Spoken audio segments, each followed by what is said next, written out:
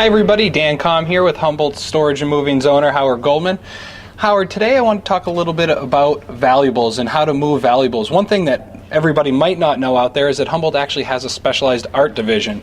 So we're very accustomed to handling valuable items. Can you give the folks some tips on how you should be handling valuables? Absolutely. First of all, good point about us having a specialized moving service, because things that the general public doesn't always think about is they think every mover is capable of moving high-end valuables and artwork and collectibles, and that's not true. There really is an expertise and specialized equipment and special training of guys, so that makes a big difference. So first off, make sure you find somebody who's competent and has a track record in handling collectibles.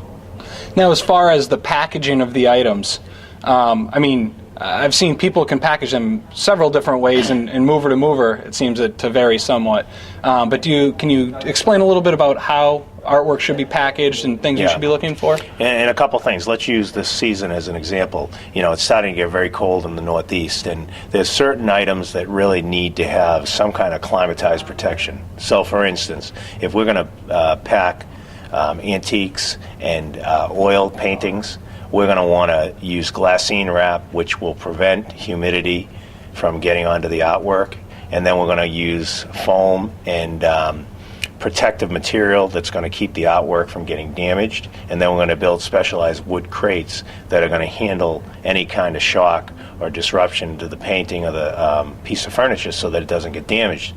And then, if it's really cold and these pieces have some value, we may put them in a climatized van, meaning we may have heat on in the wintertime. We may be running our humidifier, because it gets very dry now, to keep the artwork and the furniture from having any kind of environmental damage, along with the fact that we protected it. And what people think is, oh, I've got this painting, it's been hanging on my wall. They don't realize maybe it's become a $30,000, $40,000, $50,000 painting because it's been in their family, and they say, hey, I'll just put it in my car and I'll take it over.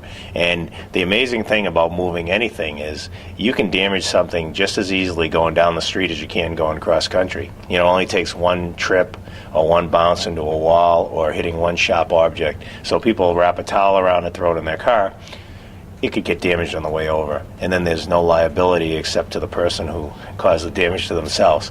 When you use a professional mover, and I'll use us as examples, we have people that are trained, we have our full crating shop, we have the expertise, and we've handled this stuff before, so we're going to assess what we think needs to be done, and then we'll come up with the specialized packaging plan that I just talked about. Great. Sounds good.